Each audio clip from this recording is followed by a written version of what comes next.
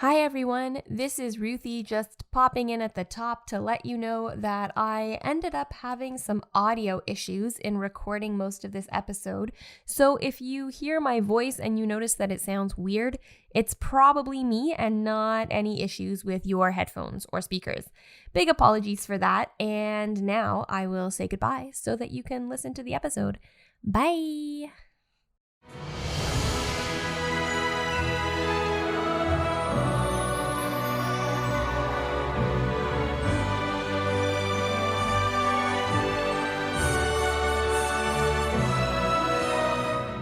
Hello and welcome to With the First Link, the podcast that hopes to make our future as bright and as just as the one that we see in Star Trek: The Next Generation.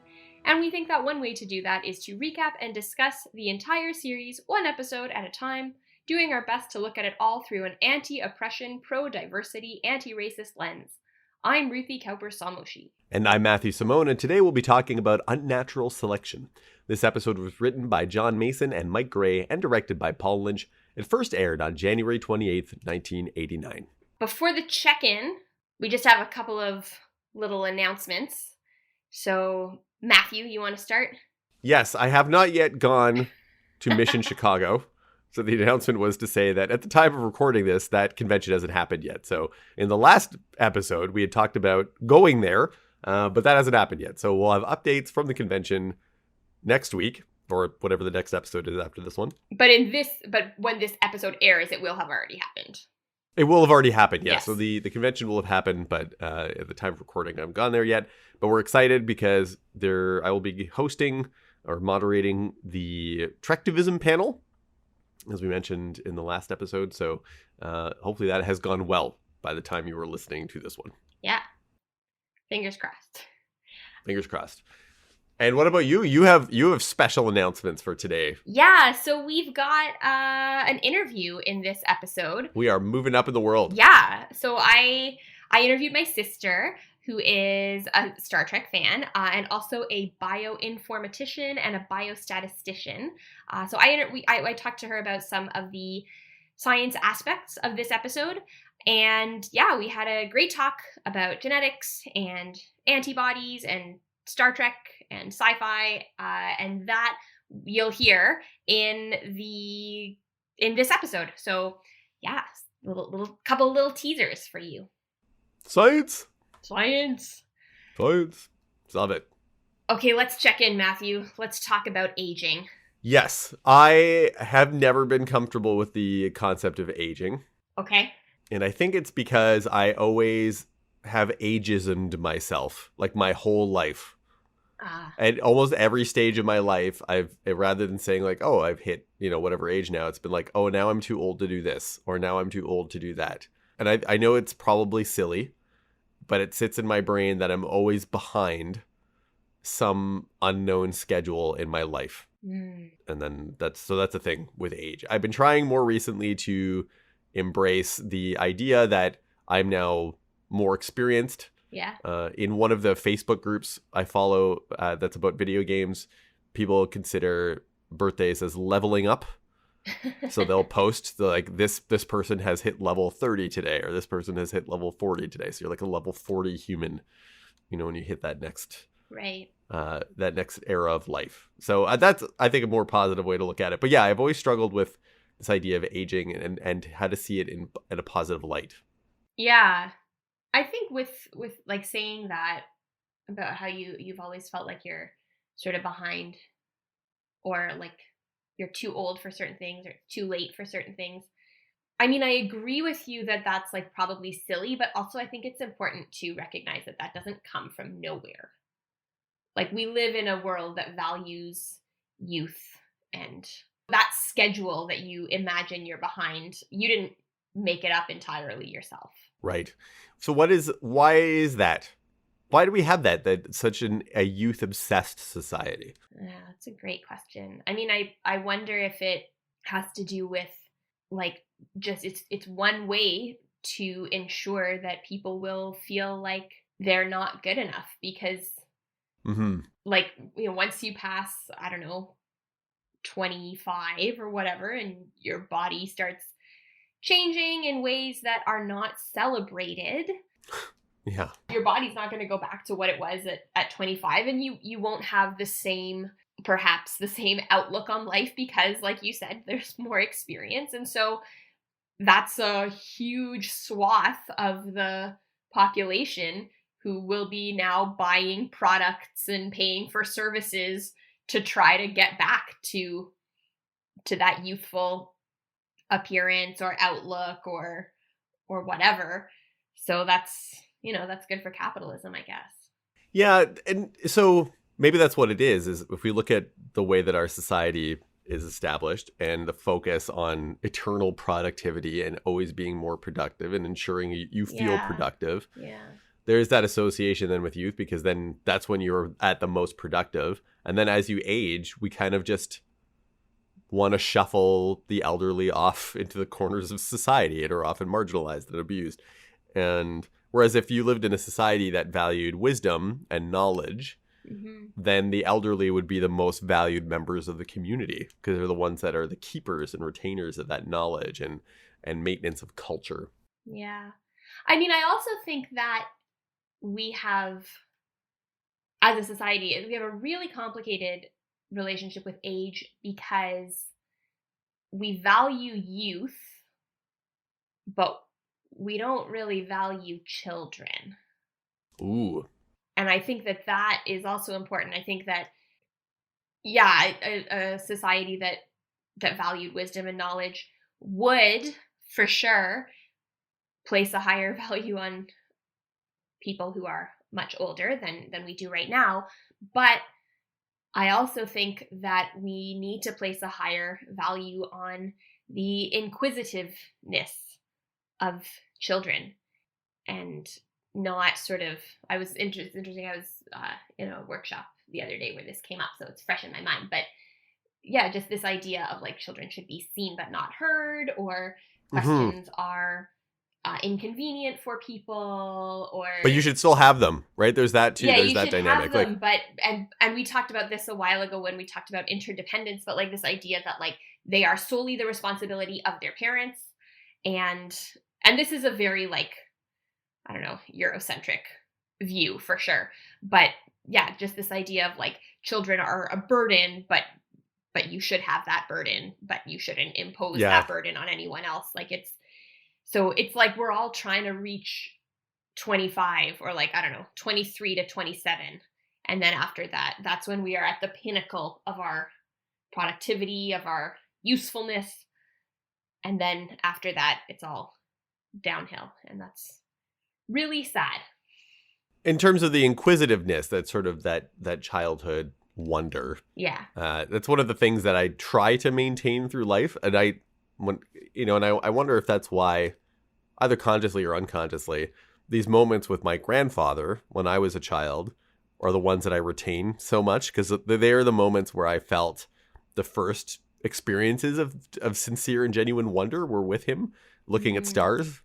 Yeah. But he was old, at that time. And I certainly as a child didn't think of him as like a useless old person. In fact, I like revered him. Yeah.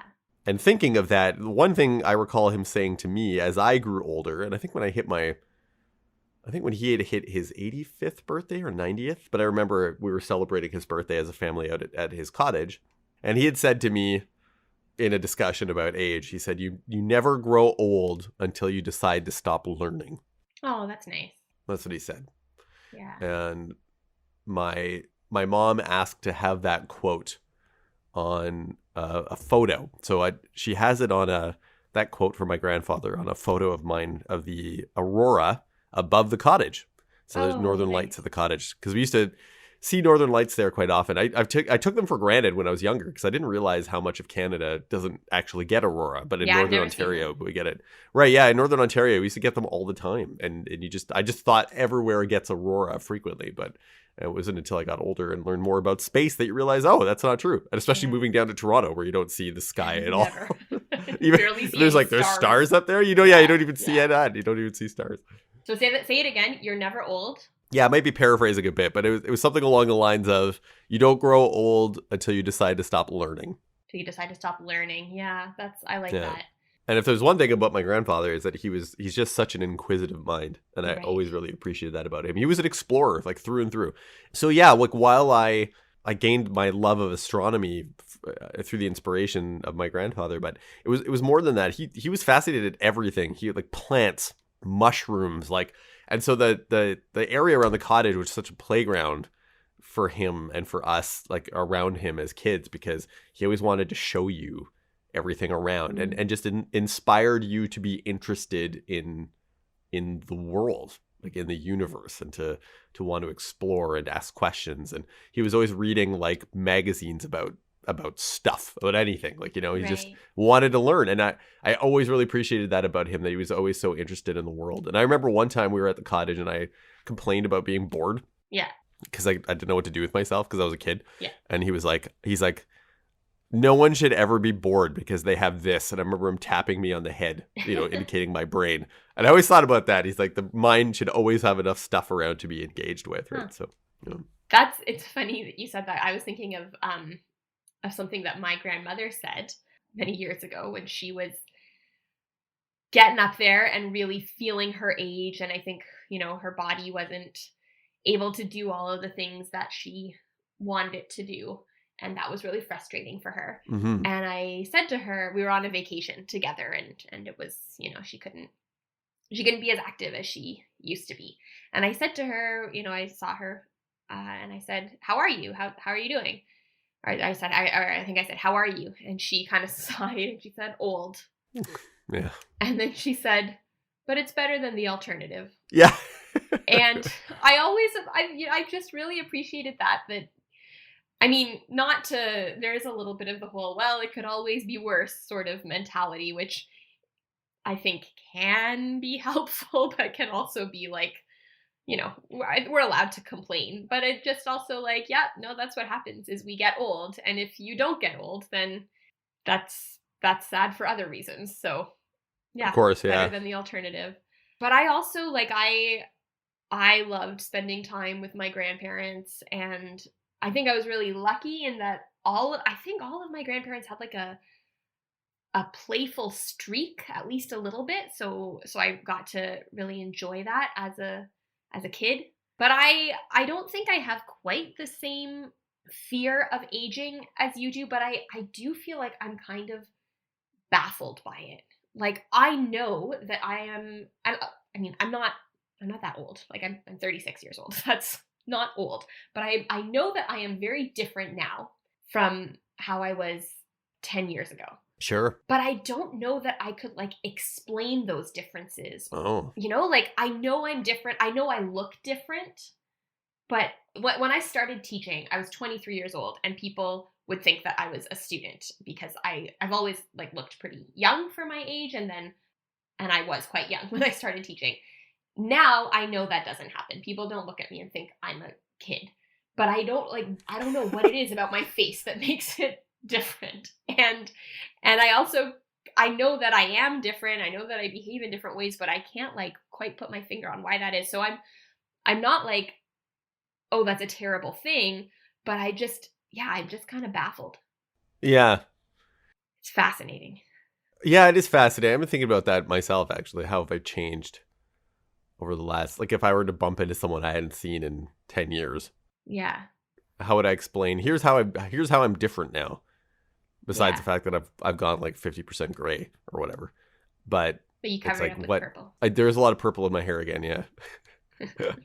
Is that a way to maintain youth? I don't know. I just like purple. Actually, part of that I feel like is embracing who I am as a person. Yeah. And that it's like, I've always liked purple. Why don't I put that in my hair, Yeah.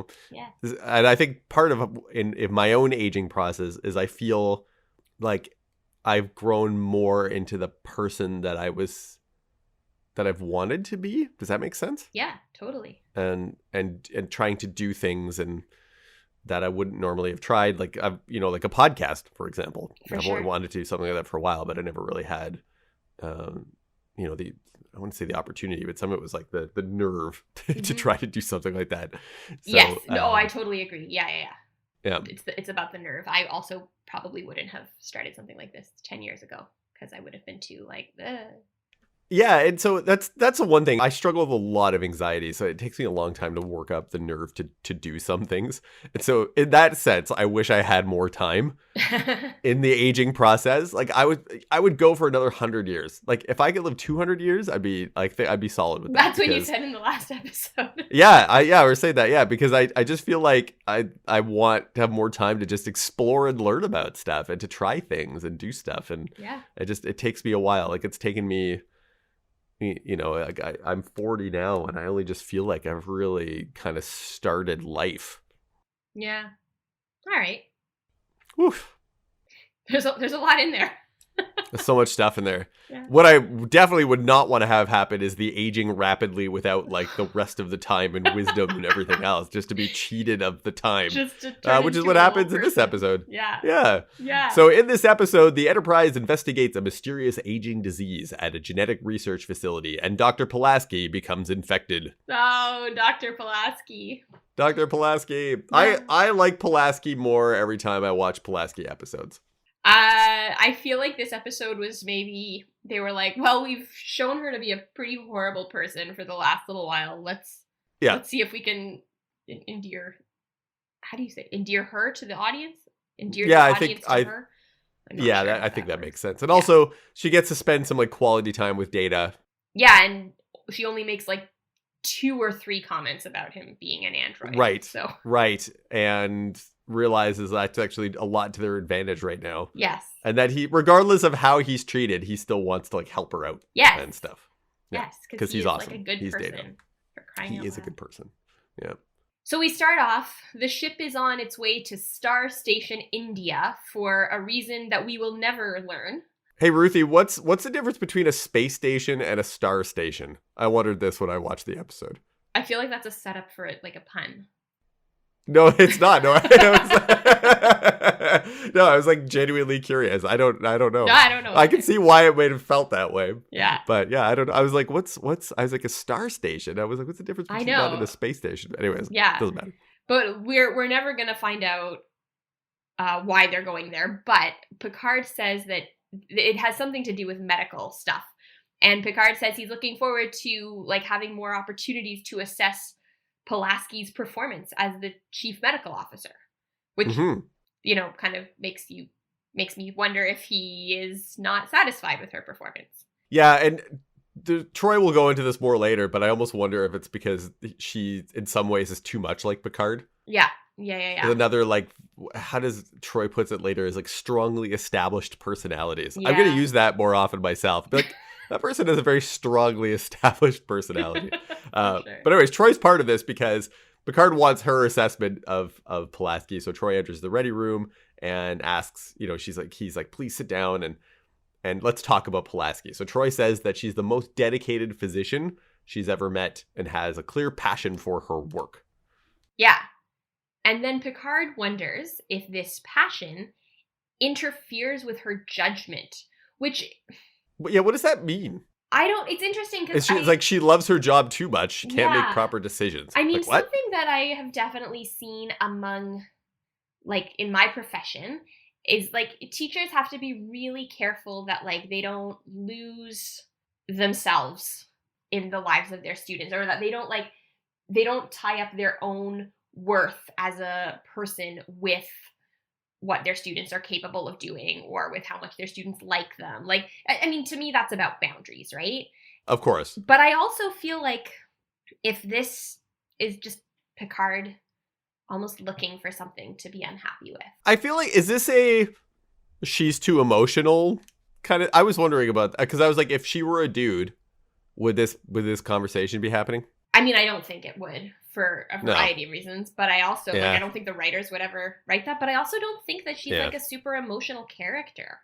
No, yeah, so you're right. So I feel like what I got from this scene is that this is going to be a Pulaski episode, but the point of the dialogue is not, like, the motivation for this part of the dialogue isn't really clear. Yeah. Other than they're just going to be like, this is an episode about Pulaski. Cool. Yeah. Because she hasn't really had her own, like, singular episode yet. I don't think. We've just kind of seen her. Well, I mean, maybe a little bit with the Sherlock Holmes. That was more about Data, though. But she was more a hostage than anything. We saw the most of her there, I think. But yeah. Yeah. But yeah, so we're going to get to know her. We're going to get to know her. Data calls from the bridge and says that they're picking up a distress signal from an adjacent sector. And on the bridge, they enter, and the USS Lantry, though through a lot of static, so it's like the USS Lantry is communicating with them, and it's like, and they say that they can't hold out anymore, that they are dying. They're like, we're dying. Yeah. And there's too many to help, and then the message ends, and they just hear like static, and they can't communicate back with them anymore, and then we fade into the intro. Yeah. So Picard, when we come back from the intro, Picard continues to call out to the Lantry and gets no answer. So they decide to investigate. They plot an intercept course. And when they get to the Lantry, they hail them. And the Lantry is like still moving. Like Picard checks. He's like, is it still underway? And it is. But they hail them. They get no answer. There are no life signs. Troy doesn't sense anything.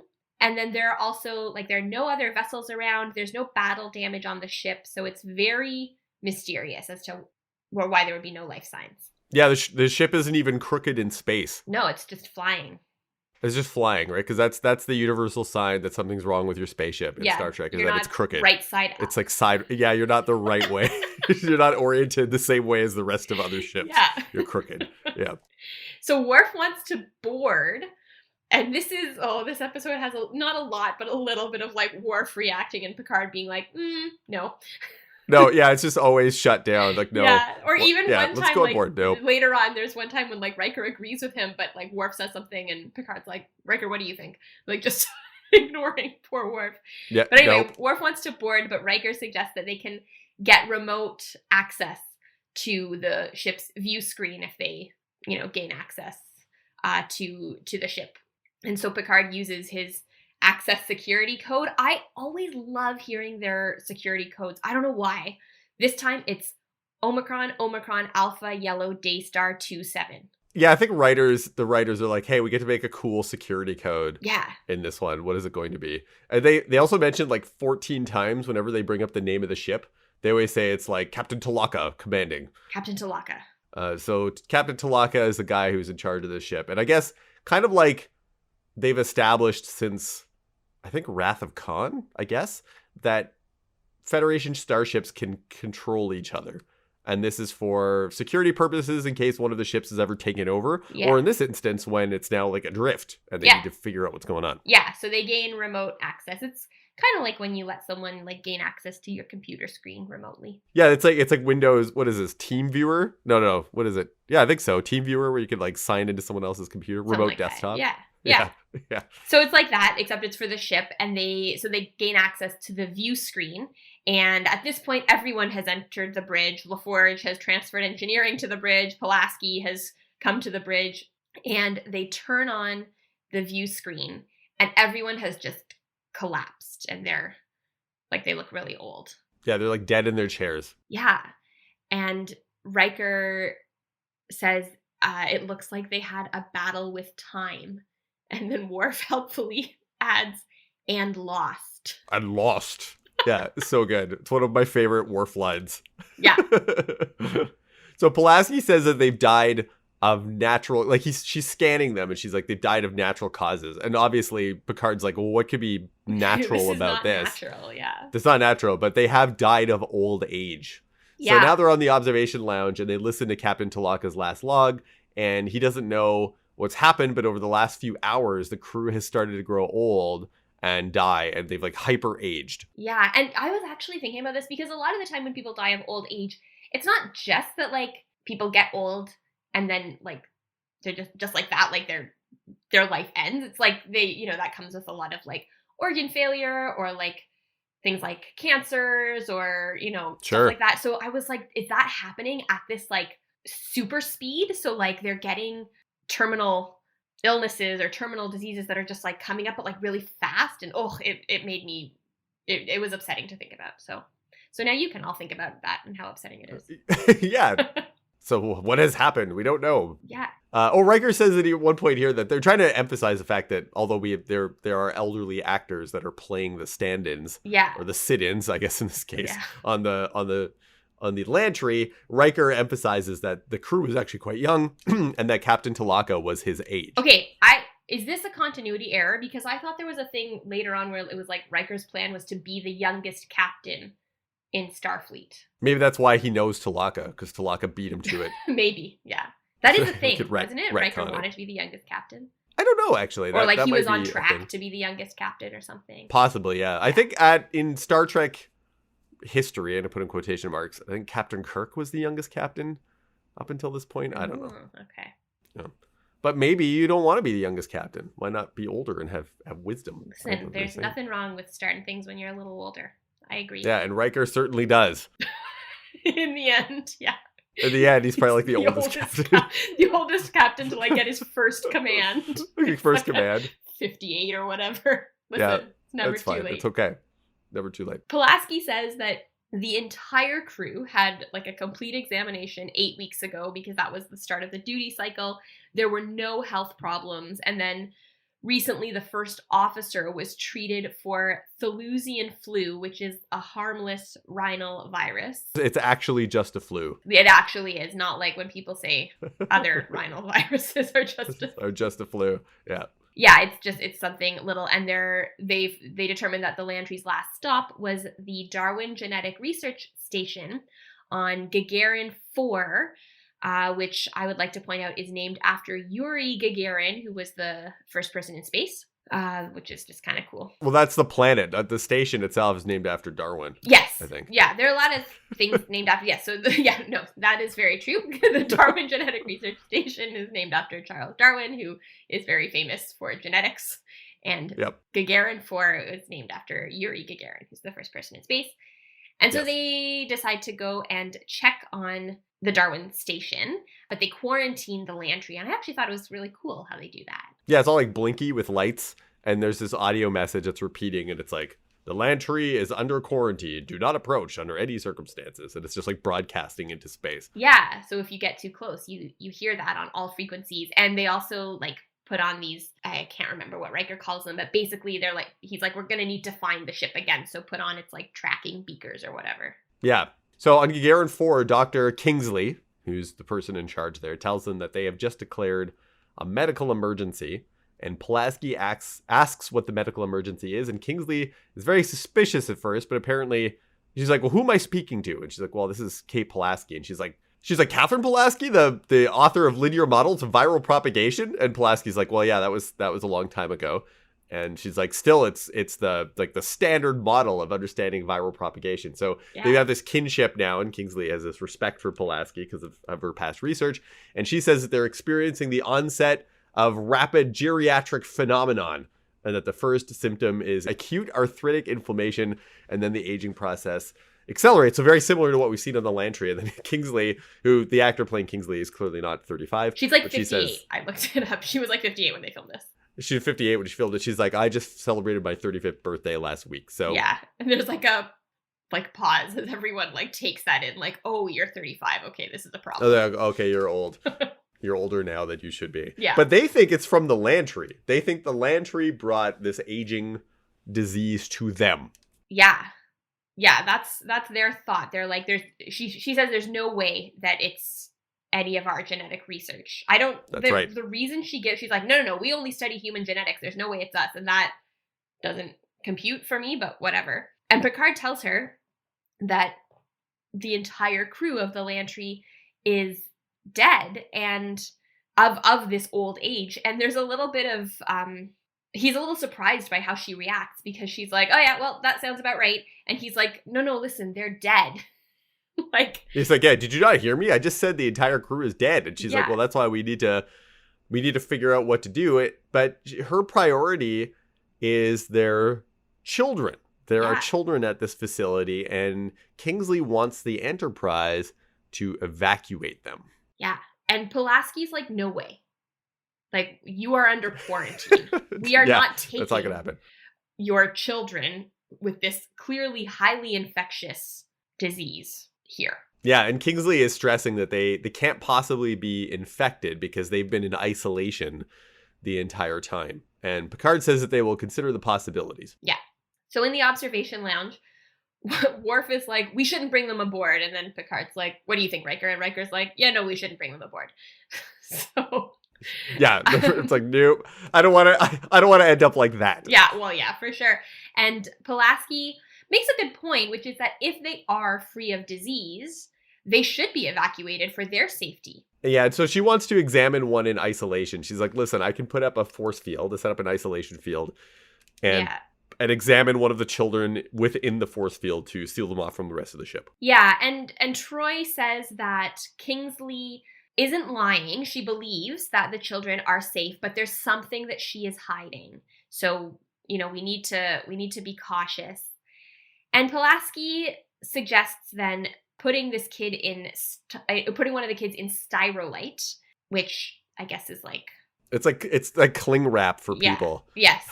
And like in stasis. So this kid is basically like in suspended animation. And she says, like, because Riker says, you won't know what you're looking for. And she's like, yeah, and I will continue to not know until we actually start looking. We don't know what we're looking for. Right. We need data. We need information.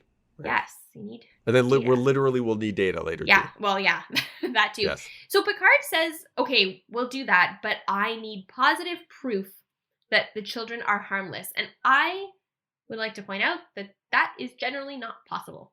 You can never have positive proof that something won't happen. Yeah, and I think with Picard, it's like, that is the standard I need in my brain. But I think at the same time, recognizing it may not entirely be possible. Like, that's what we're always looking for, is that perfect point of then we can make the decision more easily because we know that the children are harmless. Yeah, but you can we never might have to get as close that to that as possible. Zero. Yeah, you can. Yeah. Yeah. In sickbay, LaForge activates this like fancy force field that we haven't seen before. Yeah, we can like see it. Actually, we can see it. It reminded me of the effect from the episode. Time one where the time one. Yeah, the one with the woman. It almost looks like and the papas. Yeah, it's like it looks like diffraction from like glass, with like a bunch of glass panels. I don't think we ever see a force field like that again, but it's actually kind of a neat effect. But anyways, we've sealed now basically one of the examination tables within this cylindrical, glassy looking force field. Yeah, and then they call over to the transporter chief, and Cole Meany's character has a name. O'Brien. He's O'Brien. Now here is a fun fact. Fun fact. This is according to IMDb's trivia page. So O'Brien was like added to the teleplay kind of at the last minute because originally there was going to be a young engineer genius named Rena. Okay. A woman whose beauty caused male colleagues to repeatedly experience pratfalls. Okay. And then like the showrunner was like, this is ridiculous. And put in Cole Meany's character and called him a gruff Irish man instead. Yeah, and then called him O'Brien. And we don't have a first name yet, but we will. We will. And hey, O'Brien still makes people swoon. He does. So O'Brien has evolved from No Brian to O'Brien. To O'Brien, yeah. This is actually the first episode. Yeah. I didn't know that. I didn't know this was the first one. So awesome. O'Brien is a person, and O'Brien has calibrated the transporter so that the styrolite seal materializes 2 microseconds ahead of the child that they're beaming aboard. I don't know why it had to be that like precise. I was like, why don't they just beam up the styrolite first and then beam the kid into the styrolite? Anyways, I don't know. They make a whole point that it's going to be so precise, and so that way they're ensuring there's no possible risk of contamination. Yeah, and they beam this kid up, and like, this is not, they say it's a 12-year-old because Kingsley's like, all right, we've got one 12-year-old boy in styrolite, and they beam up this like clearly not 12-year-old. And Worf and LaForge like right away are like, it's a trick, send him back. And Picard's like, no, it's okay. Whatever's going on here, this kid is still in stasis, so it's okay. And Pulaski starts examining the kid through the styrolite, and Troy says that she can really sense a personality, and this kid is definitely telepathic. Even in stasis. Yeah. Which is, I think, stasis, but they keep calling it stasis this whole episode. Yeah, I say stasis. You say stasis. I say stasis. So this is a genetic research facility. So clearly they're making like a new breed of humans, which we will talk about. Well, we could talk about it now. Sure. That's eugenics. Right? Yes, and as far as my understanding of Star Trek is that because of the what's called the Eugenics Wars, Yeah. which is one of the precipitating events around in Star Trek history, there's a Third World War that ends up becoming a nuclear holocaust, and that it is precipitated by basically a group of superhumans who are genetically engineered who try to take over the world. One of whom is Khan, who shows up in the original series and then again in the movies. Khan Noonien Singh. But as a result of that war, genetic engineering is outlawed within the Federation. Yeah. And there are other moral and ethical implications around that as well, which they don't really go into in this episode, but not in the slightest. It's actually like really uncomfortable. Like this idea, and I'll talk about it later, that these kids are perfect in every way, which is a very like ableist idea that like there is one perfect standard of humanity. And it also feels to me like my understanding of evolution, and I didn't chat with my sister about this, perhaps I should have, but my understanding of evolution is like that diversity is a really good thing, that like a population is stronger when there is diversity in it evolutionarily. And that is not what we see of these kids. Yeah, and Pulaski says that they're looking at the future of humanity, and Picard makes a really good point here. He says, at least Dr. Kingsley's vision of it. Yeah. Which is so true, because the reason why, and I tried to explain this at the planetarium as well, when we're talking about, when people are like, oh, I guess, is humanity going to go settle on Mars one day? Or the moon? Right. I don't think people recognize how intrinsically connected we are to the Earth's environment. Like our genes are a product of billions of years of evolution on a planet that has the specific gravity that it has and the atmosphere that it has and everything. Like we don't even, like when we take humans off the planet and put them in space, their bodies start to degenerate like quite quickly. Yeah. And so our genes have been, like our genetics have been shaped by the environment that we're in and resulting in what we are. If you're going to start changing those things, it's going to be very much a product of that individual person's decisions as to what should be better about you. Yeah. Yeah. And so if it's just one person's vision of it, like then you begin to shape, you are now shaping that person. You're going to have all these biases introduced in there and everything.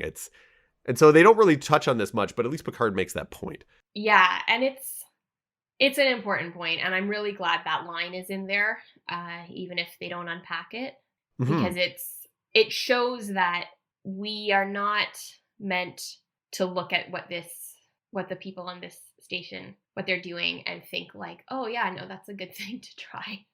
Yeah, they're not all like, oh, this is amazing, we all want to be like this. Yeah. So Pulaski says that the kid's immune system is so advanced that it might not be possible to contract any disease. And she wants to remove this styrolite because she's done all the testing she can do. And Picard says that the risk is too high. And they just argue back and forth, and it's not very productive. One comment that Pulaski makes, which I do agree with, is that the kids can't survive in a lab if their parents all die. So, we do need to figure out if we can safely get them out of there. Right. Do they have parents even? This is what I was wondering, is like, by parents, does she mean just a bunch of scientists? Well, not just a bunch, but like if they've just been created by, imagine if your parents were also studying you like lab creatures. I know. My understanding was that the parents were the scientists.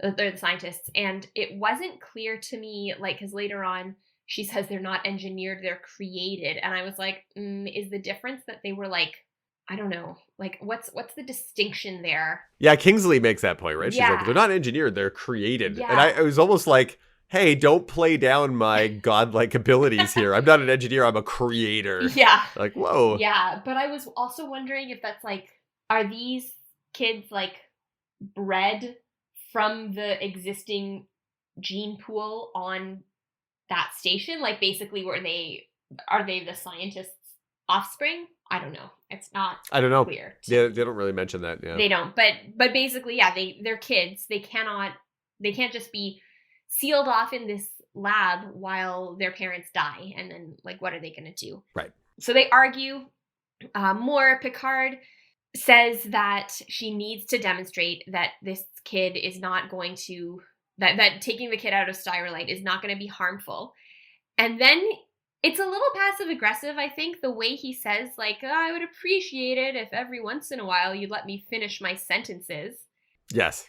And I was thinking, like, I don't think he'd ever say that to Dr. Crusher, no matter how often she interrupted him. So why with Pulaski? I think because he doesn't like her very much. Yeah. Also, I think he's a little bit afraid of Dr. Crusher. Oh, yeah. Not in a bad way, but, like, I think Dr. Crusher can tell him what to do in a way that no one else can, not just because she was chief medical officer, but... Right. They have that history, right? Where he's like, I killed your husband. Yeah, there's that as well. He feels responsible for her kid as well, so he's like, oh, I'm not going to want to wrong you. But I don't know. The way he talks to Pulaski isn't great, although the way she talks to him is also not great. Yeah, so they butt heads, and it's because of that Pulaski seeks out Troy for advice on how to deal with Picard. Yeah. And Pulaski says to Troy that we just end up quoting regulations at each other and thinks that he's so wrapped up in the dedication to his ship that he can't see the human side of the equation. And then Troy responds by saying that he wouldn't be captain of the flagship if he couldn't see the human side. And points out that maybe they're actually really similar. And that one of the lines that she uses is that they're both very established personalities. Yeah. I think that there are... I was thinking about Pulaski's observation of Picard, and I wondered if there are times where sometimes Picard doesn't see the human side of things. What do you think? I don't know. I think in this situation, he is seeing a human side, but it's not the same human side that she is seeing. Because he's thinking of his crew and their well-being. And, I mean, it's almost like a numbers question, or like she's thinking of the well-being of the people on Darwin Station. And there are two competing interests that are absolutely incompatible. Yes. Yeah. Yeah, I think you're right. Yeah, but maybe, I don't know, that might be something to keep an eye out for. I think that was kind of how they tried to write him originally, was that he had less of the human side, but the warmth of Patrick Stewart wouldn't allow that to take hold. Yeah, and I think they try to play up the... It's hard. I want to call him dispassionate, but he's especially when it comes to conversations around the Prime Directive, he has to kind of step back and say, listen, I know that our hearts want to do this. They want to be involved. They want to be engaged. They want to feel like we have control and to change things. But sometimes we have to step back. And so he has to be that sort of cooling pad to the passions and that sometimes that come from that more human element. And so I think it might be a misunderstanding of his motivations, maybe sometimes. Yeah. And Troy, I think, gets that, because Troy can sense that when he's connected to the human side of an issue. Right. And I also think that there might be a little bit of the idea that, like, I remember hearing somewhere, I don't know, maybe this might have been like Brene Brown or someone, researching like empathy and what kinds of people have more capacity for empathy, and the findings were that people with stronger boundaries had more capacity for empathy. And so when Picard asserts his boundaries, in that moment it might seem like he is not being empathetic, but he's actually thinking bigger picture, right, of the well-being of humans, but not just these ones. So yeah, the ones, especially the ones that he's been given charge over, which is the ship. Yeah. So Pulaski calls Kingsley and tells her the bad news, and Kingsley is so upset. She's like, "Please do something." She's like, "I demand, please help us. The children are harmless." And so Pulaski is like, okay, she closes the call and she's like, I'll stand by. I'll get back to you. Yeah. So she goes down to engineering and she talks to LaForge and says, I need a completely independent environment, like something I can do to show Picard that it's going to be safe to examine this child. And LaForge says that there's just no completely independent environment on the ship, that even with force fields, there's always a risk of contamination unless you were to go out of the ship into a shuttlecraft. Yeah. Yeah. So she's like, okay. Because then you're in space. Yeah. We're not on the ship. We're not sharing air. Right. So she goes to Picard's ready room, and he's kind of skeptical of this at first and says that she would still be putting herself at risk. And they interrupt each other again. And then this was really funny because Pulaski catches herself interrupting him, lets him speak, and he says, request approved. And then she like launches into an explanation and then realizes that he approved the request and he recognizes that she's trying to meet she's trying to meet his requirements. And that was just so funny to me because, first of all, this is a thing that happens in television, but I don't think it ever happens in real life unless you're like truly not listening. And like, so she clearly she let him speak, but she was not listening to him at all. And I think that might have been part of the problem. My darker interpretation of this moment was that she interrupts him again, and he's like, "Fine, go on the ship, and maybe we'll get rid of you." Oh no! Request approved. Fine, get out of here. Fine, get out of here. I don't think that's what it is. Well, but yeah, yes. given how hard he works to bring her back, I think. Yes. So we go to the shuttle bay. I think this is the first time we've seen like the shuttle bay. We saw a shuttle before because Troy was in a shuttle in the episode where Armis got Tasha Yar and killed her. Oh, that might be the true. Yeah, I forget because all of these things become so common through all of watching Star Trek. You don't realize when's the first time you see a thing. Like it wasn't until we were doing a rewatch that I realized that there's no 10 forward through the whole first season. Yeah, we don't see and that we don't see it for the first time until season 2. So you may very well be right. We get a cool shot where when they're leaving the shuttle bay, you get a view through the window of like the shuttle bay receding and them heading into space. And you don't get that very often. No. I think there's only 1 or 2 shots like that. Yeah.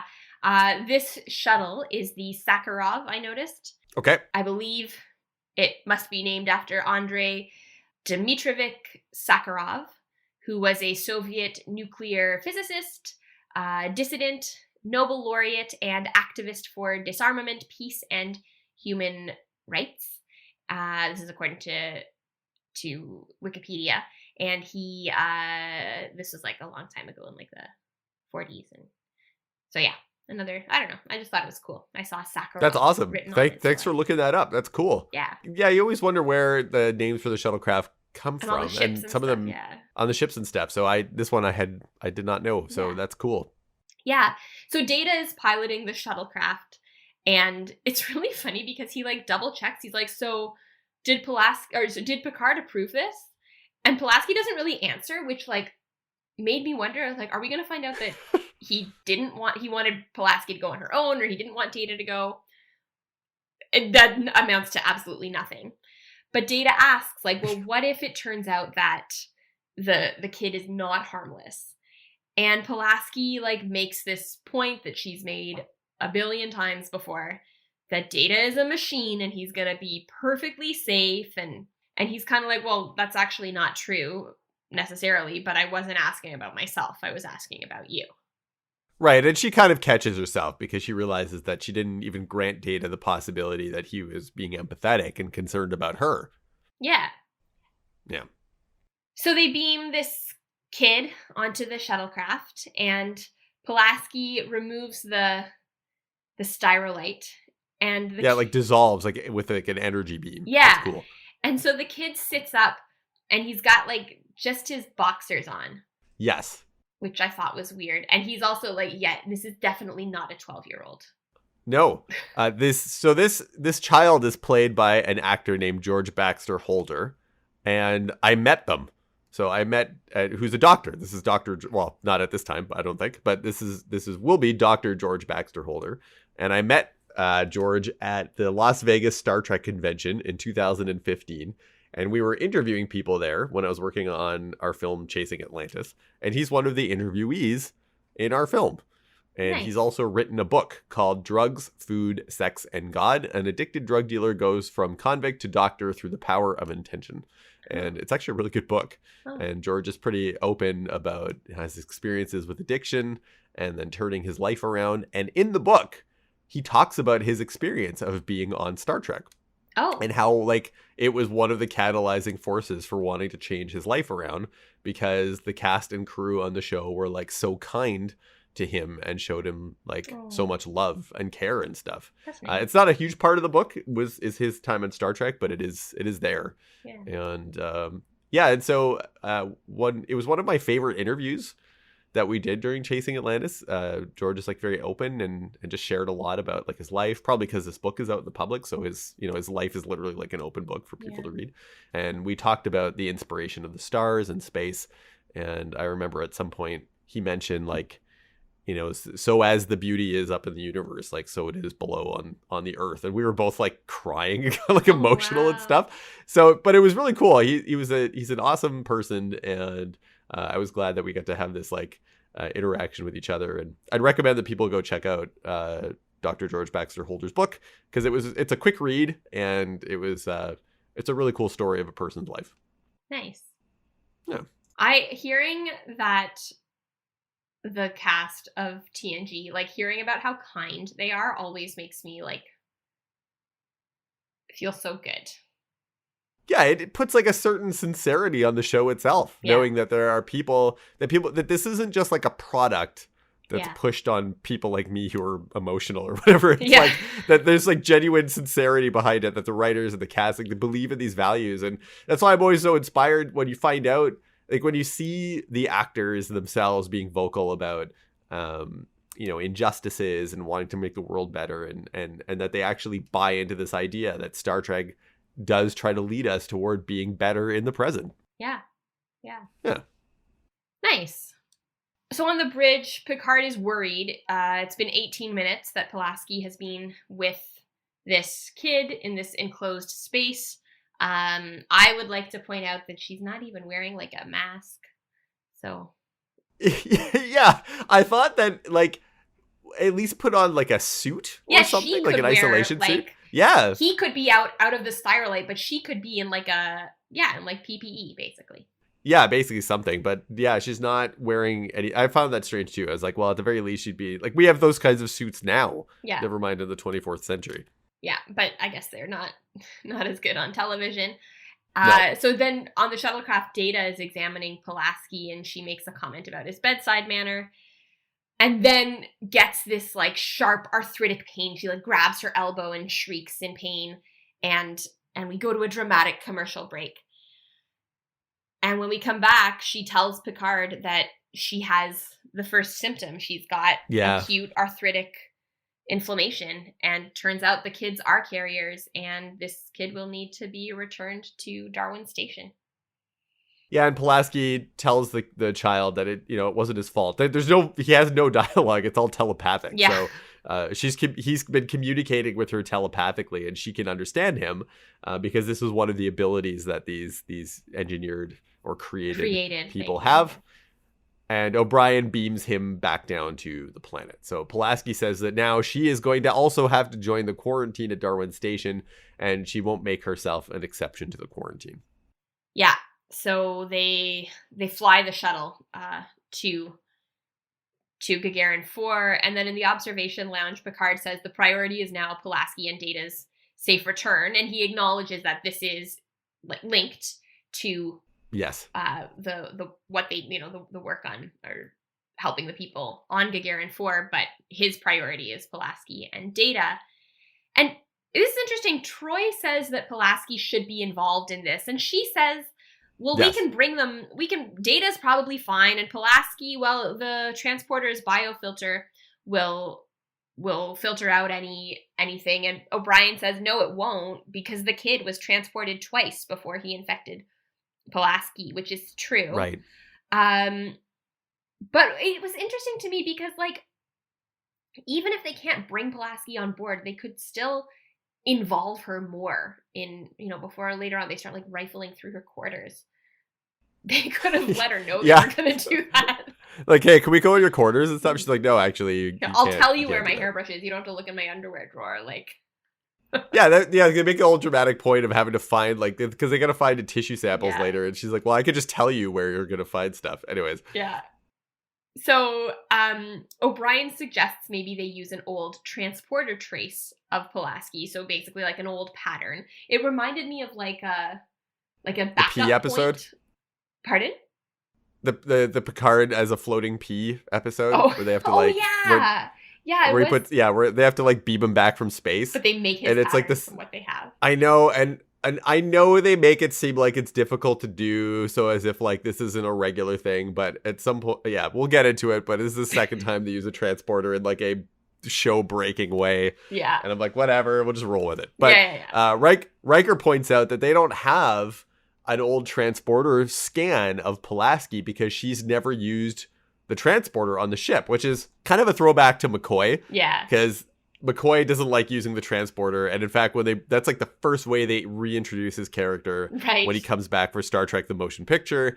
When they've brought the series back in movie form now, the first thing they say is that there's this Starfleet officer who absolutely refuses to take the transporter. And that's supposed to be you knowing that it's McCoy. And it happens on TNG in the first episode as well, when they're like, well, there's this old ambassador or admiral, I can't remember. They're like, he came on a shuttle, and like, well, he doesn't like the transporter, and then that's how you know it's McCoy. Yeah. Yeah, scatters molecules across space. No, thank you. So they try to get so because they don't have a scan of her on the Enterprise, they try to get one from the last ship that they served on, which is the Repulse. So they reach out to the Repulse to try to get that. And meanwhile, back on Darwin Station, Kingsley apologizes. She feels really badly now, of course, that Pulaski is infected. But Pulaski says, well, it's okay. I chose this. And she is now visually aged. Like, she has got, like, more old people makeup on. And they've tried to make her look, like, older. Yes. Kingsley says that she still can't believe. And she looks really skeptical. She's like, there's no way that this kid actually happened. Like, that this kid is actually who infected you. And she says, they were designed to resist disease. And at this point, I noticed that she was wearing gloves, and all of them were wearing gloves, but they were wearing them like all the time, which I feel defeats the purpose of wearing gloves. That's to show to you as a visual cue that they're sciencey people. They have sciencey gloves on. They science. Have gloves on. They'll shake your hand with their gloves on. They'll probably eat their lunch with their gloves on. Gloves on. They got gloves on. They're sciencey gloves. Yeah. So Kingsley shows Data and Pulaski the children. So they've now gone to like see the children in isolation. The previous child who's beamed down is still part of that group as well. Yeah. They all look older than they apparently are. Yeah, she says the oldest is 12. The oldest is 12. So that we've just seen the oldest of all the children. So yeah, and they're definitely played by like old teenagers or young adults. Right. And she says this is the point where she makes that statement that they were created, not engineered, and that they are quote unquote perfect in every way, body structure, musculature, and mindset. And that is really creepy. Yes. Because what definition of perfect are you talking about? Yeah. And our own society, a couple times over, twice at least, very clearly in Star Trek, when you have a group of people who starts claiming their genetic superiority, it's really bad.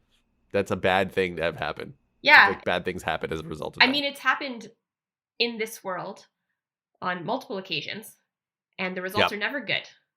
Yeah, and it's happened in Star Trek history as well. Yeah. So it's so weird that they barely address it in this episode.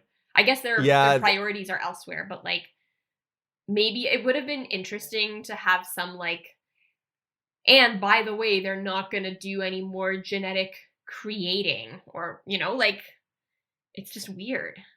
Yeah, and I was thinking about the episode and I was trying to figure out if they were trying to do like an analogy, like a parallel between in terms of the aging. Yeah. Like this is what we will do to prevent age kind of thing. And then the irony is that it makes everyone else age more quickly or something. Mm. But I don't think it works. The analogy kind of falls apart because the kids actually look older than they are anyway. So it's also weird to me that that's a good thing. Like, I don't know. Yeah, it's like they look mature at 12. Like that's also kind of creepy. Anyways, so and again, I don't know where this fits into the Star Trek lore or canon in terms of the outlawing of eugenics and that kind of thing. But so the kids also have telekinesis. They're like playing chess with their minds and like, moving the pieces around with their minds and stuff. Yeah. Which is pretty cool. Anyways, Kingsley says that the kids have an aggressive immunity and that none of them was infected by the Lantry. So Pulaski's like, okay, wait a second. How would their immune system, they have this, because they've mentioned this advanced immune system a couple times now, how would it react to the Thelusian flu, which is one of the officers had from the Lantry when they arrived? And so Kingsley says it would seek out an airborne virus and destroy it. So your body is like an aircraft carrier of antibodies. So rather than waiting for the disease to enter your body, the children have an immune system that literally like sends clouds of antibodies into the air to fight viri, which I guess is probably what your sister touched on in the interview. Yeah, no, we did talk about this, and so I won't get into it a lot now, but that's not necessarily a good thing. No, and it's not in this episode either. No. So, but basically the antibody would alter the genetic code of the virus. So Pulaski tells Data to do a genetic analysis of the interaction between the Thelusian flu and the children. And here's where we see that, like, oh, maybe she's warming up to Data. Right. Because Kingsley's like, we don't have time for genetic analysis. That can take months. And Pulaski's like, no, it's okay. Like, Data has a way with computers. Like, he can do it in 5 seconds. It's okay. Yeah.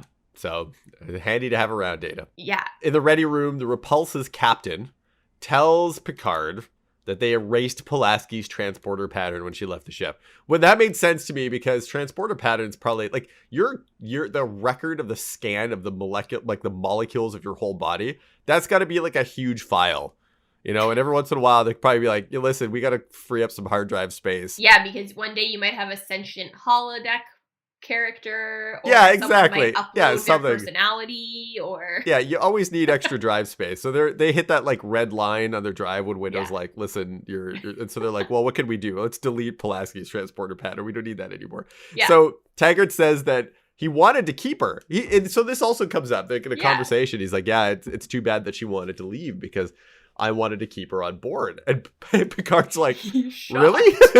He's shocked that anyone would want to keep her. And he's like, well, why did you let her go then?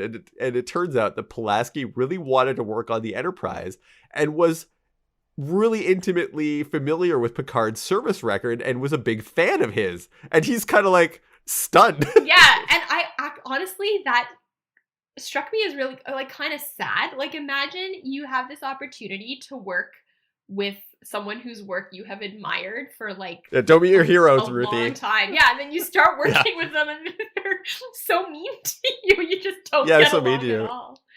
But she doesn't, and I actually kind of had new respect for Pulaski in this because she never lets that out at any point. Like she maintains that professionalism. So she's never like, hey, you hurt my feelings. I used to look up to you. Like there's none of that stuff. Like she just does her job and she doesn't really care if Picard agrees with her or not. She's going to do her job. So, but Picard has this new insight now into their dynamic and to Pulaski. Yeah. So down on Darwin Station, Data has discovered that the Lantry was not the source of the disease. It was the trigger. Bum, bum, bum. Yeah. So what happened was the active immune system set out to attack the Thelusian flu virus, but then it didn't stop and it ended up altering the genetic makeup of humans. And since DNA is self-replicating, the process is irreversible.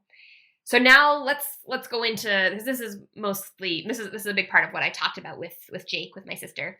So let's go into that and then we'll catch you afterwards. All right. Science Talks, brought to you by With the First Link. Yeah. So I'm here now with my sister, Jake Samoshi, who is a bioinformatician and biostatistician, and who also is a big fan of Star Trek. And we are going to talk a little bit about some of the science in this episode together.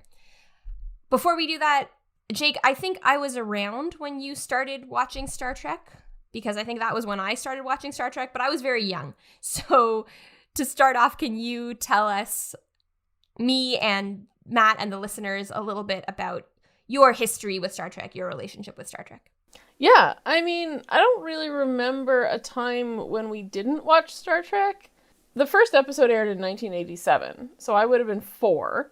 So I don't really know when we started watching. I remember when we were kids, it was the only TV show our parents had any interest in watching.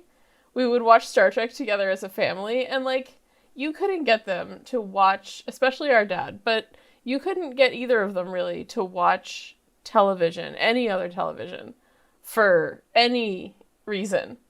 But every week we would watch Star Trek together when we were little. I remember that. As we got a little older, we kept watching it, and I think they kind of stopped. But Star Trek was just always there. I don't remember a time when there was no Star Trek. Yeah, okay. Fair enough. That sounds very similar to my memory and my history with Star Trek. What about now? Do you still watch it? Do you still like it? What do you think? Yeah, I mean, I would say that I probably watch it less than you do at this point. I don't like go back and rewatch it much. I'm kind of low-key rewatching DS9, but I'm taking it very slowly. Like, I'll, go for months without watching any, and then, like, pick up an episode and sort of get back into it for a little while and then drift away again. Yeah, I have very fond memories of Star Trek. I'll still go and, like, Star Trek movies are the only movies that I'll bother to go see in theater, because that's something of a family tradition, but it's not like a regular thing that I rewatch. You did recently make me start watching Lower Decks, which is great. Yes, I did. And it's really, like, true to the original spirit of Star Trek in a way that I feel like the more recent movies are not. But yeah, I mean, I still like it. I would still consider myself a fan, but it's not like a huge part of my life anymore. All right, fair enough. Okay, so thank you for telling us a little bit about your relationship with Trek. Are you a scientist? Is that a correct label to use for what you do? I would say yes, with some caveats. I certainly participate in the work of science. Science is a multi-step process that involves identifying a gap in current state of knowledge, coming up with a question, basically thinking about how you would bring evidence to bear on that question, designing an experiment or a set of, like, a system of observation that would gather that evidence, writing it down. There's a lot of tedious work involved in sort of cleaning it up once you've written it down, doing statistical analysis on it, sometimes, not always, and then the final step of writing down what you did and what you learned from it. And I don't do all of those steps. A lot of people are kind of involved in all of those steps. I typically do the cleaning up the data step and the statistical analysis step, and a little bit of the writing down what you did and what you learned. And sometimes I'm involved in designing experiments as well, but I don't run experiments, I don't gather data, and I don't spend a lot of time deciding what questions to answer. So, yes, I'm a scientist, but I'm not involved in all the steps of the process most of the time. Okay, that's good to know. Thank you for that clarification. That's helpful. So let's now talk about this episode. The main reason that I wanted to talk to you and interview you, do our very first interview on this on this podcast, was that as I was watching, I got to the part where they talk about how this virus, I guess, has developed in the characters' bodies. And what happened was the children of at the Darwin station, they have this immune system that instead of waiting for the body to be attacked by a pathogen, it finds pathogens around them and destroys them. But then what ended up happening was, in destroying that pathogen, in this case it was the Thelusian flu, it then made antibodies which reprogrammed the DNA of the people with that pathogen and then the people around them in a sort of airborne way. And I know that the science on Star Trek is not always the same as the science in the world that we live in right now. Like, we don't travel at faster than light speed. We don't have any sort of universal translator. There's a lot on Star Trek that we, I don't expect it to be like my science education. But it piqued my interest because over the last, I don't know, year and a half, we've been hearing a lot about antibodies and maybe not DNA, but RNA. And one big piece of misinformation that went out around various COVID vaccines that deal with RNA or mRNA was that they're going to reprogram your DNA. And I don't want to entertain that at all. I'm not going to ask you if that's true because I know it's not. So don't worry about that. But it was interesting to me to see this on a show that came out many, many years before we were talking about mRNA vaccines, or at least before I'd heard of mRNA vaccines. So can you first maybe just briefly explain how DNA works? Yes. So DNA is a substance that is found in almost all living things. The only exception is some viruses. But so people are familiar with some of the sort of types of molecules that you find in living things, right? You have carbohydrates, you have proteins, you have fats, and you know some things about them. You know that, for example, fats are for energy storage, right? DNA is another type of molecule that is found in your body, that your body is made of, and its job is information storage. So a molecule of DNA is, you can think of it like a ladder, and each rung on the ladder is one letter from a 4-letter alphabet. And all of those letters, billions and billions of letters in order, carry all of the information required to make more of your cells to do all the things that your body does. That's what DNA is. So each DNA molecule contains the information for all of the cells in your body? So this varies from organism to organism. In humans, we have 46 chromosomes, and each chromosome is one molecule. And all of them together contain all the information for all the cells for your whole body. And does every single person have 46 chromosomes? There are some situations where a person will have an additional copy, usually not of a whole chromosome, but of a part of a chromosome. That's called a trisomy. So the example that people are most likely to know of is Down syndrome, is a trisomy. I think it is a trisomy of the 21st chromosome. I would have to check that. So yeah. Oh, okay. And I should say sometimes people have more or fewer, particularly with the sex chromosomes. You can have people who have 2X and 1Y, or 2Y and 1X, or 1X and nothing else in the sex chromosomes. That also happens sometimes. Okay. I suppose I should have asked you this before, or stated this before. Do you work with DNA? I know you know a lot about it, but do you work with DNA? So I don't work with DNA physically, but I work with DNA sequences, mostly in bacteria, not in plants or animals, although sometimes plants and animals. But I work with, so we have lots of different technologies now to read the sequence of that DNA molecule to find out what the letters on the ladder are. And that gives us lots of information about what's going on in a sample or an organism or whatever. And so a lot of my work has to do with interpreting and understanding what's going on with DNA sequences once we've used fancy machines to read them. Okay. So is it possible, theoretically even, is it possible for antibodies to reprogram DNA? Is this a thing that's at all based in a potential reality? Possible feels like a really strong word to say no to. Has it ever been observed? It's not what antibodies do. Okay. Antibodies attach to something, and then there are cells in your immune system that recognize the antibody and know that they should destroy the things that the antibody is attached to.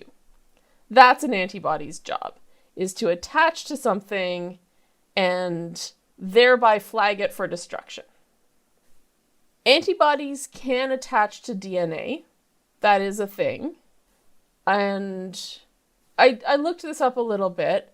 The only example of DNA, of antibodies that attach to DNA that I could find was autoimmune situations. So it's one of the things that happens in lupus, is that people's antibodies attach to their own DNA and then their own immune system destroys their own cells. I didn't, in a very cursory Google search, I didn't find any examples of antibodies that attach to like foreign invading DNA. But that doesn't mean it doesn't exist. If an antibody attached to DNA, I guess it's possible that it could cause mutation, but it's not, it wouldn't matter because that DNA wouldn't be functional with an antibody stuck to it anyway. Ah, interesting. Okay. And so when people say reprogram DNA, is what they're talking about then mutation? Yeah. So lots of things can reprogram DNA. Mutation happens all the time. Sometimes it happens through like radiation damage or oxidative damage. This is why antioxidants are good for you. There are certain kinds of molecules called oxidants that really like to react with all the things around them. And if they like encounter a piece of DNA, they can cause a mutation by just like reacting with it. And antioxidants go and like gobble all the oxidants up before that happens. That's why those are good for you. Yeah, so things can cause DNA damage by accident, like the sun, certain chemicals, toxins, whatever.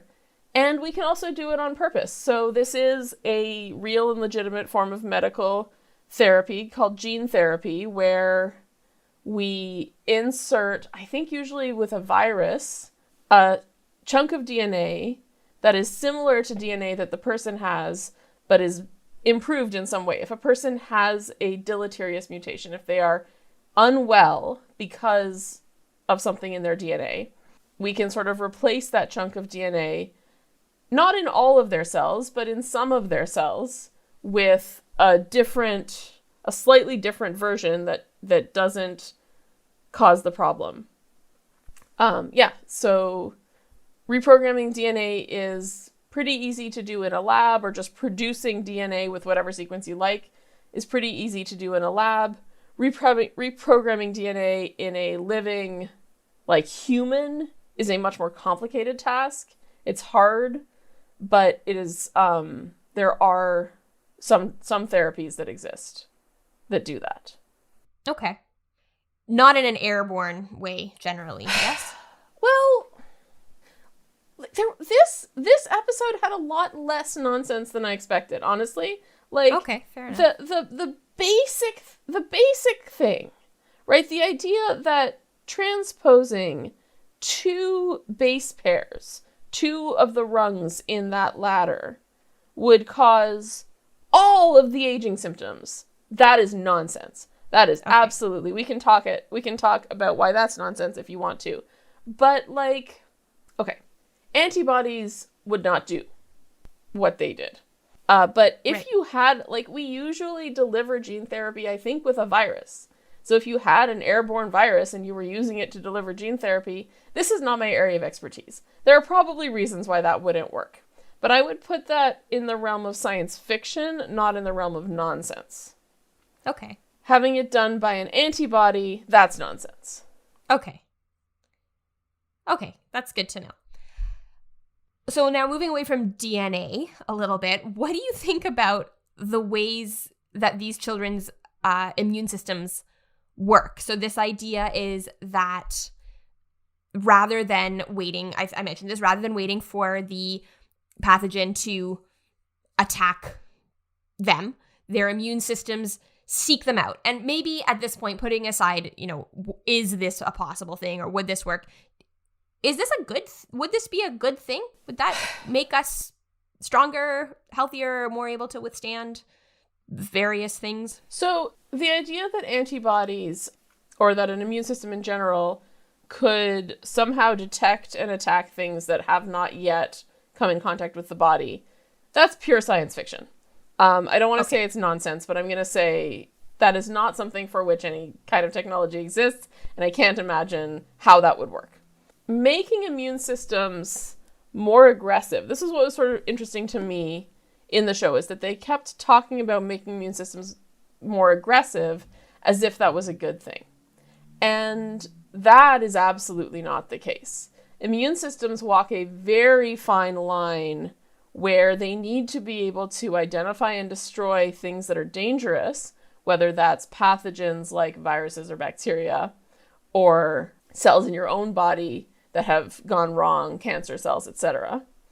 So they need to be able to identify and destroy things that are dangerous, but not destroy the parts of your body that are just parts of your body, right? That's autoimmunity. That is also a disease state. So making an immune system more aggressive basically always ends in disaster for the person whose immune system that is. That is not a good thing to have.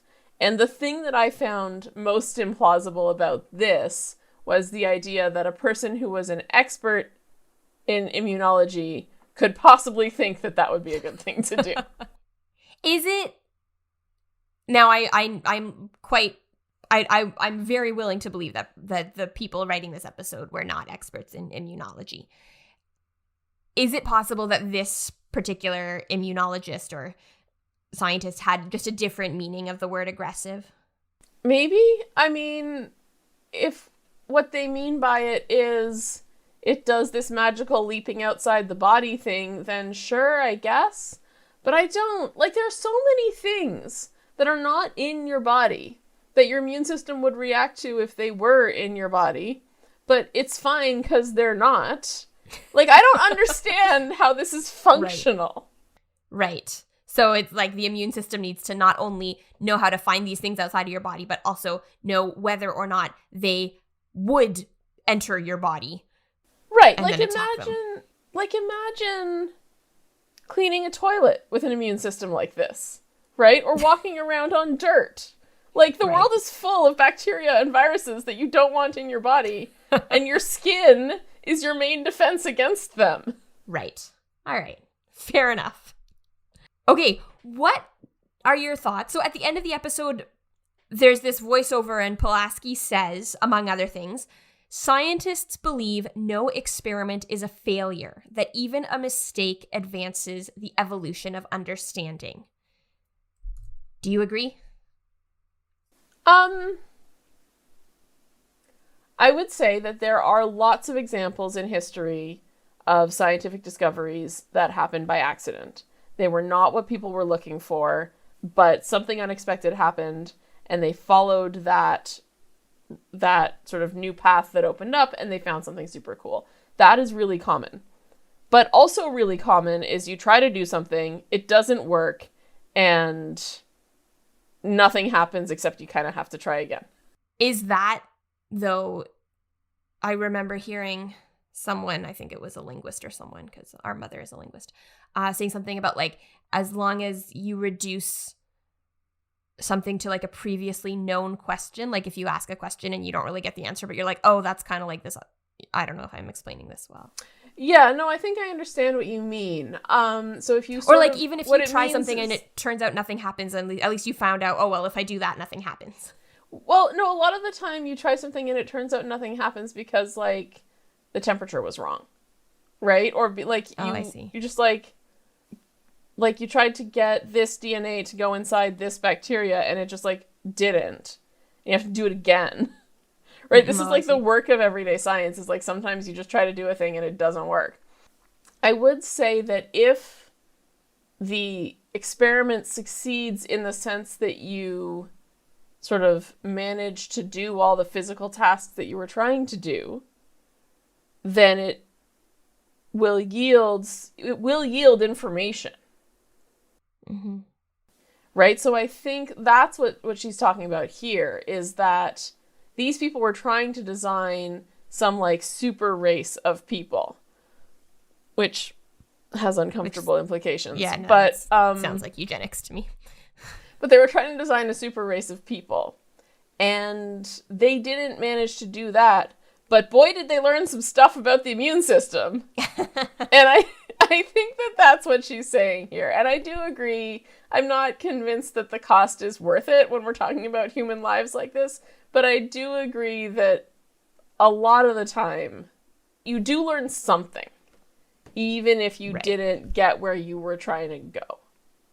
Okay, and I think I would like to maybe just highlight that distinction that you're making about the cost, that just because you learn something, I mean, in history, there are a lot of experiments done on unconsenting humans. And yeah, we have a lot of knowledge from that, but that doesn't mean that was the right thing to do, right? Yeah, exactly. Yeah. Okay. Do you think, now this is getting, I know, farther from your specific area of expertise and perhaps more into my English teacher area of expertise. Do you think science fiction or fiction more generally, do you think it has any sort of responsibility, or do writers and storytellers have any kind of responsibility to adhere to some kind of truth? Obviously, I'm not watching Star Trek thinking I'm getting like a science lesson, but what do you think about that? My first instinct is to say no. That I think that if you want to tell a story, you can make up whatever universe you want to tell that story in and make up whatever rules in that universe. Where I want to temper that is if you are making up rules in your universe that support sort of harmful misunderstandings or misinformation that exist in the real world, that is dangerous.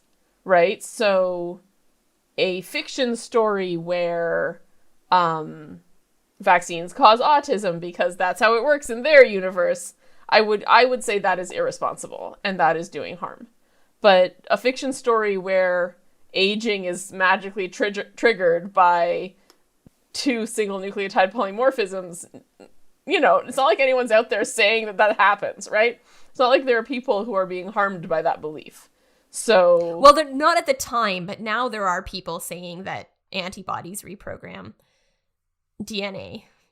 So they're not saying that, actually. They're saying that mRNA reprograms DNA, which is, if actually, I think, less possible. Okay. Well, I mean, it's certainly not possible in a human body. Yeah, they're both nonsense, but it's slightly different nonsense. I'm pretty sure that the anti-vax nonsense is that mRNA reprograms your DNA, which it doesn't. That's just false. Yeah.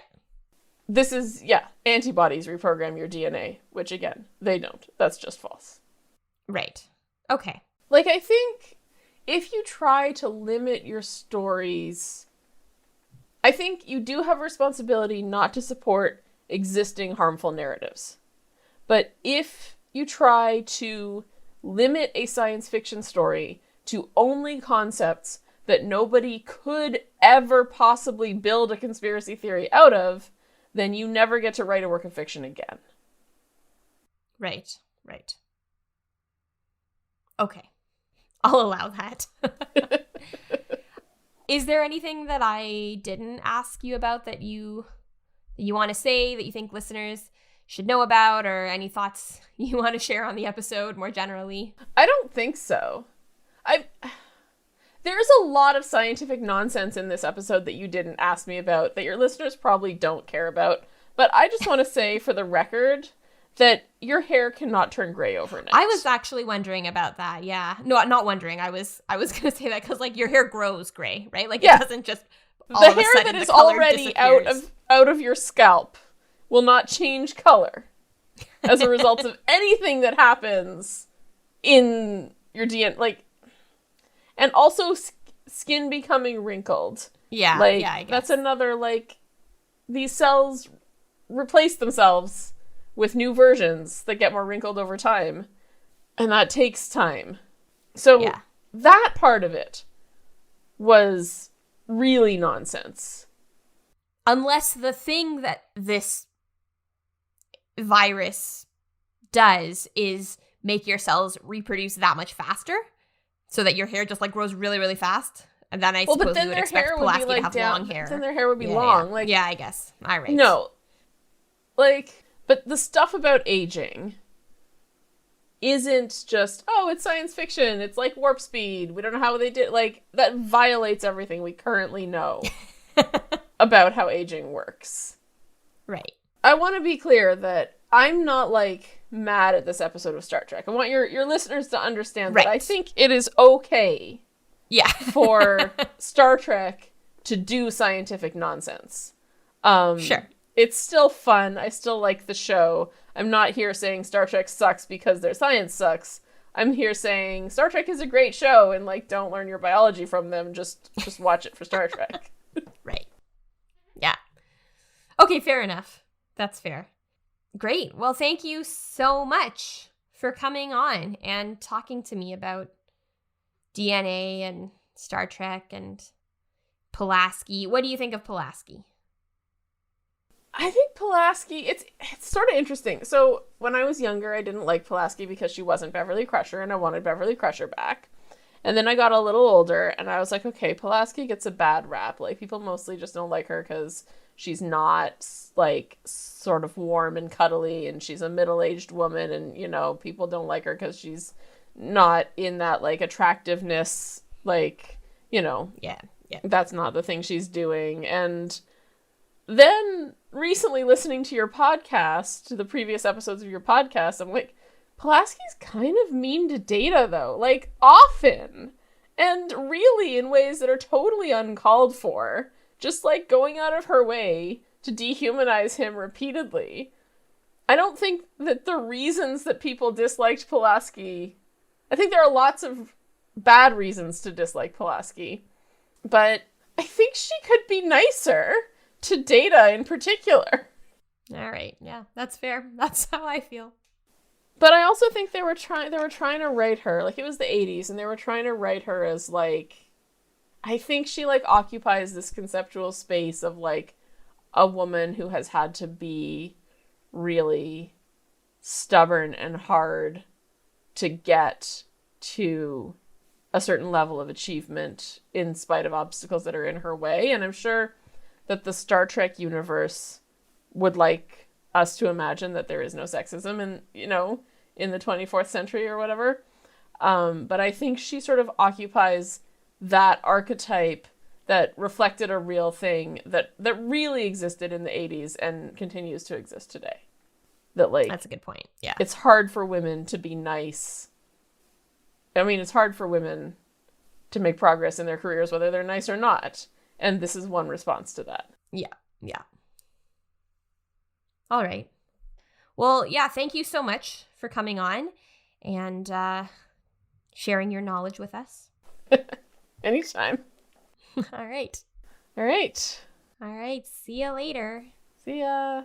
So we're back on the bridge after our science-y chat. Pulaski is on the view screen and is aged even more. I also thought that was just funny that we have the, like, old person voice that actors put on when they have to be old. Like the Admiral did that the first season too. We have that. Yeah, where he's like, like, there are elderly people that don't sound like that. Like, you know, like, it's like, oh, I guess I have to talk in old voice. I need to really sound convincingly old. So she's like, I last log of Chief Medical Officer Pulaski. Yeah. So anyways. Yeah. Another thing that Jake and I talked about this a little bit, but I just want to note it. Like, everyone's hair is, like, white. Like, that's not how aging, like, white happens. Because, like, when your hair goes gray, it's not that it, like, turns gray. Like, it grows in gray. So, like, your hair's not just going to turn white when you age. But so what they should have had is, like, really white roots in their hair. Yeah. That would look really weird. I think it's probably for the best, just sort of aesthetically, that they went with this choice. Yeah, we have to identify to the audience that these are just old people now. Yeah. So basically, Pulaski wants... Oh, sorry, go ahead. Yeah, so she said that she explains what happened, and also that the enclosed environment of the shuttlecraft concentrated her exposure. So she got infected faster, which is a real thing that happens. So let's everyone just keep that in mind. Yeah, that's why for airborne viruses. Airborne viruses. Yeah, there's a lot of criticism that for all the discussion we had around COVID transmission, that part of it wasn't like, how do we upgrade buildings to ensure that they have good ventilation? Yes. The shuttlecraft can't have should have good been infrastructure changes. It's in a vacuum, but still. It's in a vacuum, man. Yeah. So it's concentrated her exposure. So Picard wants to beam Pulaski up in suspended animation, but Pulaski says she's already acted with enough. Already we've made too many decisions without enough information, and that she won't risk anyone else. But Picard now is like, in the past we didn't want the children on the ship; they could be a risk or whatever. But now he wants his medical officer back. Yeah, and he's like, now, in a way, he is acting from that human capacity that we said earlier that she was worried that he couldn't. He's like, no, I want you back. Yeah. And so she's like, no, it's okay. So she records her final log right there in front of them. And so she says, it's kind of sad. Yeah. So she's like, an attempt to control human evolution has resulted in a new species that's lethal to its predecessors. So it's like it's like their immune systems are like, you guys are previous humans, you guys suck, we're gonna actually kill you off. The children will be condemned to live out their lives in isolation, and then so their life is going to be terrible now as well, unless they enjoy sitting around just playing like floaty chess with their brains. And the quarantine of the Darwin station must be maintained forever. It is very very rough. And on the Darwin station, Data sort of prepares to leave. He expresses his condolences, but Pulaski's very gruff with him, and she thanks him for everything that he did, and then she says, as androids go, you're in a class by yourself. And like, I can tell this is her trying to be nice, but for crying She's out trying loud, so hard. just stop saying that he's an android. Stop repeating that. Stop focusing on that. Yeah, and also it's like, it's not really a compliment. It's more of like just a statement of fact. Yeah, exactly. As far as they know, in a class, it's just him and Lore, as far as they know. Yeah, like pretty much the only sentient androids. So she might as well just been like, as androids go, you're the only android like you. Yeah, as androids go, I guess. you are wearing a yellow uniform. Like, it's not. Yeah. This is not a. And it's also, I mean, that kind of underhanded compliment is never like, oh, you're not like other whatevers, right? Like, it's not. Yeah. It's not very nice anyway. No, it's not. So there's also, I liked this moment in the transporter room where Picard meets Data. So O'Brien and the other transporter operator beam him up, and they say there's nothing, there's no biological organisms attached to him, so he's safe. And Picard like immediately starts talking to him to try to find a solution, and then like pauses and says, "It's good to see you again." And Data's like, "Thank you." Yeah. It's like there's an opposite dynamic, right? Where Picard does see Data as like a fully acknowledged human sentient being. So yeah. So basically Picard is like, if it were possible, he's like, I understand it's not possible to reverse this process, but if it were possible, then would Pulaski be back to normal? And I like that Data said, as normal as ever, being like, well, she might still be sort of bigoted about androids, but as normal as ever. Yeah, it's his way of getting a dig back in. Finally, almost, right? Yeah. And so Picard, because they don't have the trace from the transporter, so Picard wants to use a sample of DNA from before she was exposed to this rapid geriatric phenomenon. Right. And so O'Brien's like, yeah, I think I can do that. So this is when Riker and Data, first they start going through Pulaski's medical logs, but the records were transported via Starfleet headquarters, which is on Earth. So I guess it's taking them longer, so that they don't have any like blood samples or anything like that. Right. So then they go to her quarters and they're looking for like a fingernail or anything, and then they finally go get her hairbrush and find a hair with a follicle, so it's got a live cell. Right. And Picard tells Pulaski, this is what we're gonna do. And Pulaski says, actually, this was interesting. Pulaski says, if I live through this, I'll have a much better understanding of geriatrics. And I was thinking that, there are a lot of things that doctors don't have a good understanding of because they haven't experienced them. Right, yeah. Because people who experience certain things might not have the opportunities to, maybe people who experience systemic oppression might be less likely to become doctors because they don't have those opportunities. But I was thinking, probably most doctors aren't super old when they are doctors. So that's really hard for their geriatric patients. Right. Yeah. Yeah. So she'll have a little bit, maybe some more empathy. Yeah. O'Brien tells Picard that this is one way only what they're trying to do. So that if they won't be able to transfer Pulaski back to the planet if it doesn't work. So if it doesn't work out, well, if it doesn't work, they have to just beam her into space as like energy, which is what she was always worried about to begin with. Yeah. It's like that thing that you were worried that was going to happen to you in the transporter. We're going to have to do that. Very real chance of it happening. Picard basically relieves O'Brien of the burden of having to make that decision. Yes. So he decides that he'll operate the controls himself. If she's going to be consigned to oblivion, he says. And O'Brien thanks him. He's like, thanks for not making me have to do that. Yeah, which is, that's totally right. Except then, when he's beaming Pulaski up, so O'Brien's monitoring the medical scans, and Picard beams her up, and he's like, it's not working, and it looks like he's about to just like, consign her to oblivion, and O'Brien's like, wait, no, I can fix it. And it was like, maybe they should have had O'Brien at the controls. Yeah. Like, Picard, when's the last time you even operated a transporter? Oh, yeah. Especially under these conditions. Yeah. So it's very dramatic for a while. We see her go in and out. Yeah, she's all like surrounded in the transporter energy, and her pattern's like fading in and out, and then she fades in and she's back to her usual self, and she's younger. Yeah. I don't really understand how this would work because they haven't really explained what the changes are to the DNA that made them age more quickly. But like when you age, you still have the same DNA, don't you? Like it's still you, but just older. So I don't know how like the yeah, no? you haven't, at the time of this recording, you haven't heard quite the... I haven't listened to the interview yet, yeah, so you probably get some into of it that. Is, so Jake and I talked about it, some of it is nonsense, but yeah. less of it, there's less, sure, yeah. less of it is nonsense than she expected, so just... Oh, okay, well that's cool. I'm looking forward to listening through that when we put the edit together. Yeah. Picard at this point tells her what would have happened. I guess that's pretty honest. He's like, so well, no, I guess they also didn't tell her. Sorry, I just want to point out, first he gives her a hug. When she arrives, he hugs her. Yes, yeah. And which is nice. I mean, it's not the hug of like two people who love each other dearly and are happy to see each other, but it's nice that he is expressing his joy that she is alive. She is not. He didn't have to like vent her into space or whatever. But at this point is when he tells her, oh, this is what would have happened if it had worked, which means they didn't give her the choice. No. They didn't tell her, oh, by the way, if this doesn't work, we're going to have to vaporize you. Yeah.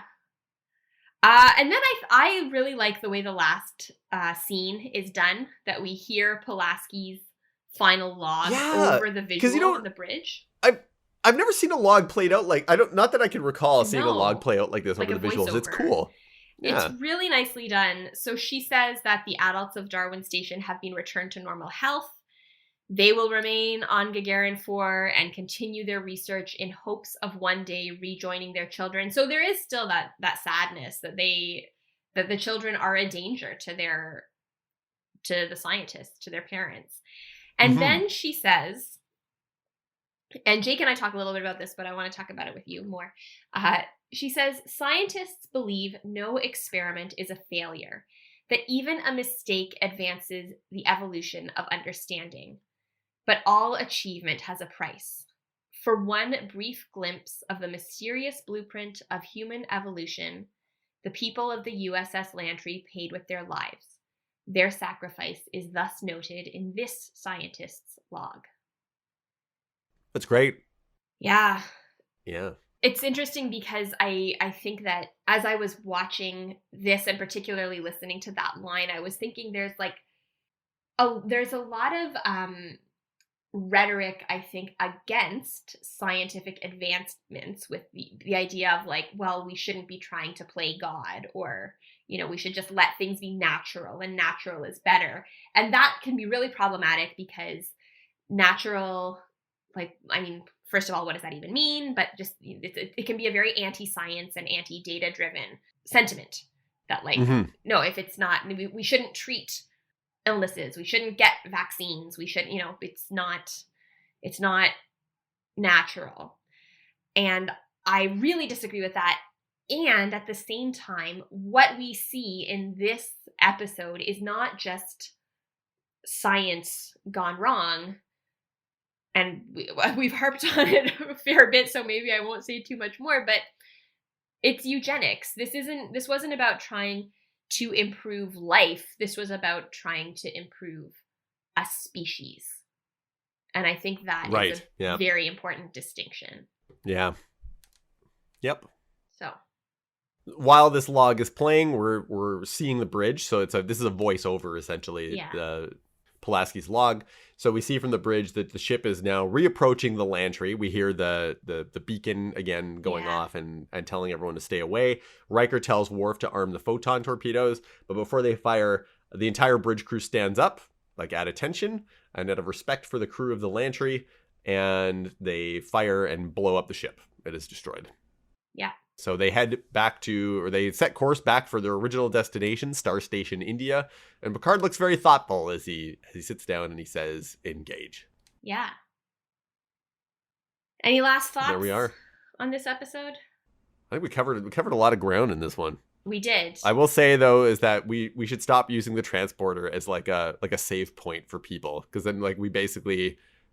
We there's like no death or like aging or anything. We just like keep resetting people. There's a trace of me back from when I was 25 and I liked myself then. So could you? We just reset my age. Yeah. Maybe we don't want to open that door. I think it's the last time we use the transporter like this because we don't want the transporter to be like a Days X at the end of episodes, but we've written ourselves into a corner for. But it really reminded me of like if something happens to your computer or your phone and you like restore it to the last backup. It's like a restore point. Yeah, I don't know if that's what it's supposed to be, but we've started. This is the second time now we've used it kind of like that. Yeah. In which case, like, how much tension do you remove from a show if you can just always like restore point somebody? Yeah. Anyway. Yeah.